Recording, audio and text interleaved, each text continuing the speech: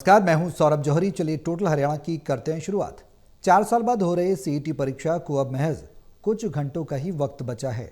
गुरुवार को सभी जिलों के डीसीज ने अपने अधिकारियों के साथ बैठक की। शुक्रवार को डेमो करने के आदेश मिले। अंतिम तैयारियां लगभग पूरी कर ली गई हैं। रोडवेज स्टाफ ने 12,000 बसों के साथ अपनी अपनी ड्यूटियां संभाल लीं। गौरतलब है कि लाखों परीक्षार्थियों की सीईटी की परीक्षा सरकार और भर्ती आयोग के लिए भी अग्नि परीक्षा जैसी है।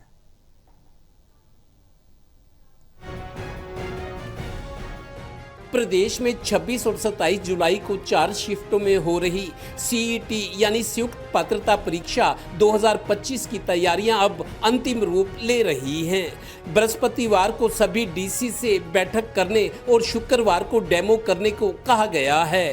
यही नहीं, भर्ती आयोग HSSC के प्रतिनिधि भी सभी जिलों में पहुंच रहे हैं। खुद सीएम ने 2 दिन पहले डीसीज और एसपी से चर्चा भी की है।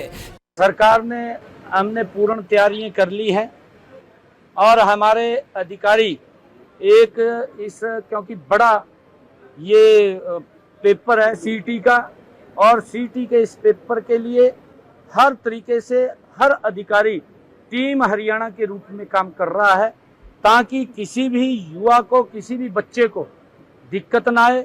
यानी सीईटी की परीक्षा सरकार की साख और छवि का सवाल बन गई है।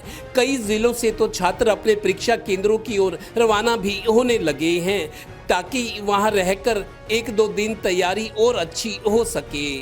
देखिए, तैयारी ठीक है, कर रहे हैं, और 3.5-4 साल बाद पेपर आया है सीईटी का, तो तैयारी तो देखिए कर रहे हैं जी, कैसे ही हो जाए सीईटी का पेपर, क्योंकि कई साल बाद आया, फिर उम्र भी हो रही है, उम्र बढ़ रही है। तो 3-4 साल, अगर मान लो जैसे अब 3-4 साल बाद पेपर होगा, आगे ऐसे होगा तो उम्र भी चली जाएगी, पेपर नहीं दे पाएंगे।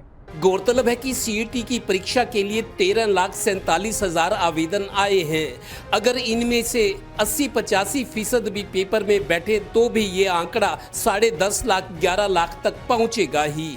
इतने बड़े स्तर की परीक्षा के लिए तैयारियां भी 10 दिन से चल रही हैं। और हाँ, चूंकि आने जाने के लिए रोडवेज की बसों में फ्री यात्रा की सुविधा दी गई है, इसलिए 12,000 बसों का इंतजाम किया गया है। बसों में जाने के लिए अब तक 5,500 परीक्षार्थियों ने पंजीकरण करवाया है।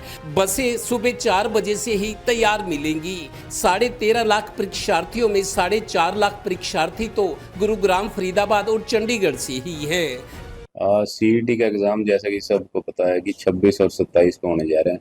सरकार की तरफ से हमें डाटा उपलब्ध करा दिया गया था कि किस खंड से कितने स्टूडेंट्स हैं, तो उनकी संख्या को देखते हुए पर्याप्त बसें उनके नज़दीकी या तो सब डिवीज़न पे या उनके गांव में ही लगा दी गई है। देखते हुए पहले ही सारे सेंटर्स हमने चेक कर लिए हैं और ट्रैफिक की पूरी व्यवस्था हमने की है। डीएसपी ट्रैफिक हमारे स्मूथ फ्लो ट्रैफिक को देंगे, और उसके अलावा एक डीएसपी को 5 या 6 सेंटर दिए गए हैं, उनकी सुपरविजन रहेगी और कंसर्न एसएचओ वहाँ पर ड्यूटी पर रहेंगे। उसके अलावा जो एक प्रोटोकॉल है उसके हिसाब से सेंटर्स की ड्यूटी लगेंगी। जाहिर है, रोडवेज की ज्यादातर बसें 26-27 जुलाई को इस सेवा में लगेंगी, तो आम यात्रियों को परेशानी होना लाजमी है। उधर सुरक्षा और ट्रैफिक पुलिस के भी बेहतर इंतजामों की कोशिश हो रही है। एक दिन पहले शुक्रवार को जिलों में डेमो भी किया जाएगा। गौरतलब है कि इस तरह के व्यापक इंतजाम पहली बार हो रहे हैं, इसलिए इस शनिवार और रविवार को सड़कों पर भीड़ बाकी दिनों के मुकाबले ज़्यादा होगी।